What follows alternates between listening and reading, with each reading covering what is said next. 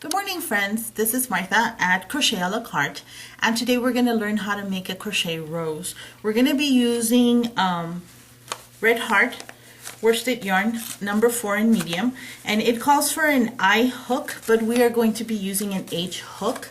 I'm going to use black so that we can use it for this demonstration and you guys can see the rose.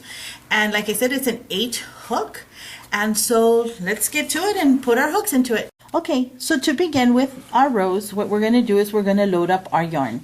And the way, a lot of people have different ways of doing their starter chains. This is how I was taught. You take the yarn and you flip it and you make a little hook, and you stick your hook through and you pull once and twice. Then you pull that chain and that gives you your first starter chain. And in this case for the rose, we're going to do 30. When you reach the 30th chain, what you're going to do is you're going to put your hook under the yarn and you're going to count 4. 1, 2, 3, 4. On your 4th chain, you're going to go through, pull through, and what we are doing right here is we're going to do a V. Okay, and then the next one, it's going to be another 4 chains. 1, 2, 3, 4. So you're going to do a double crochet. You stick your hook through, you pull, and you go in once through the first 2 loops and then to the 3rd loop. At this point, you're going to chain 1 and then do another double crochet in that same stitch, and we're going to do this all the way to the end of the chain. Okay, so we are coming to the end of our chains and we're going to do the last V. And again, you just go under the yarn and you pull through once and twice, and you do 1 chain and then you do another double crochet in that same stitch. Okay, so then we turn our work over, and here what we're going to do is we're going to do a slip stitch. And to do that is you go under the V, you pull the thread, and instead of loading your thread again, all you're going to do is you're going to pull through that chain, and that is what you call a slip stitch. Okay, and now what we're going to do is we're going to make 3 chains, which will count as our first double crochet, and then you load up your hook again and you do 1 double crochet, and at this point you're going to do 2 more chains, and then again in that same V you're going to do 2 more double crochets. To do the next one, we are not going to do any chains. We're going to go straight to doing another shell stitch in the next V, and again you load up your hook and you do 1 double crochet, and this is their second double crochet and 2 chains, and then again another double crochet, and then 1 more double crochet. And what we're going to do is we're going to follow this same pattern all the way until we come up to the end of the row, and then I'll show you what's next. Okay, so now we've come back to the last V, so we're going to do the same thing we were doing. We are going to do 2 double crochets within that V, and then we're going to chain 2, 1, 2, and then 2 more double crochets within that same V. So this is 1 and 2, which gave us, if you notice, it gave us a total of 4 double crochets and 2 chains. What we're going to do now is we're going to turn our work over one more time. This is the last time we'll do that. And the same principle, okay? We are going to slip stitch on the first double crochet and slip stitch on the second double crochet. At this point, what we're going to do is we're going to do 6 double crochets in this stitch. Okay, so we're going to start with the first one. Remember, 3 chains constitute as 1 double crochet, and then this is 2, 3, 4, 5, 6.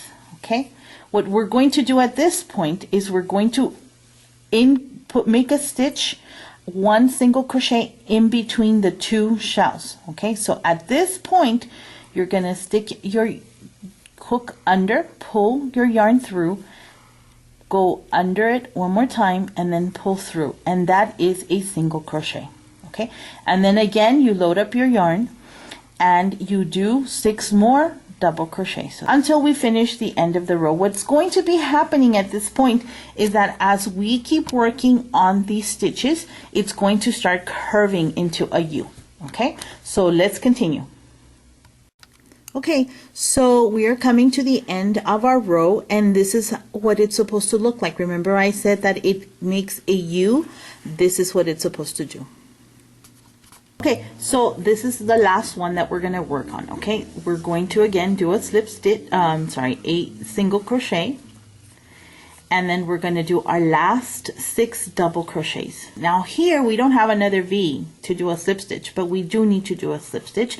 So what we're going to do is on the last double crochet where the chains are, that is where we are going to do our slip stitch. Okay, and if you notice, it is complete.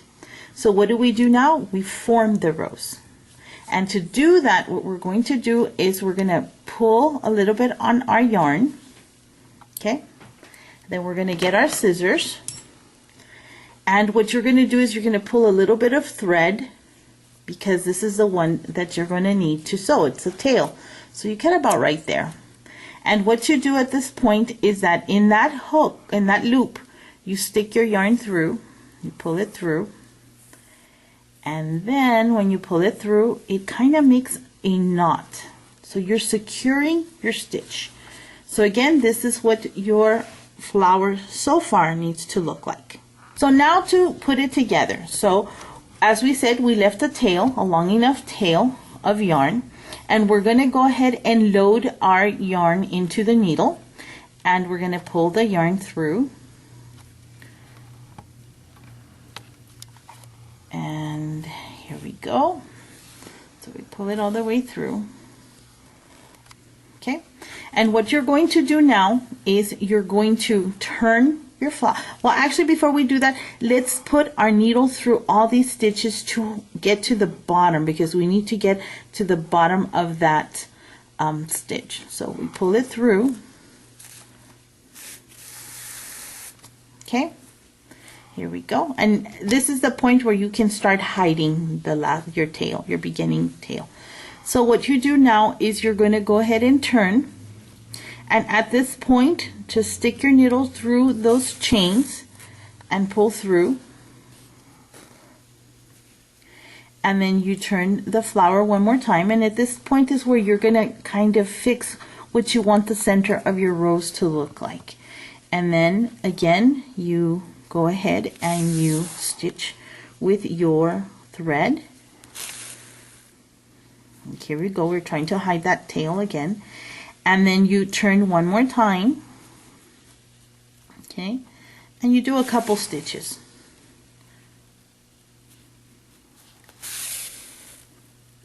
Okay, and then one last time. No, we have 2 more times, I think.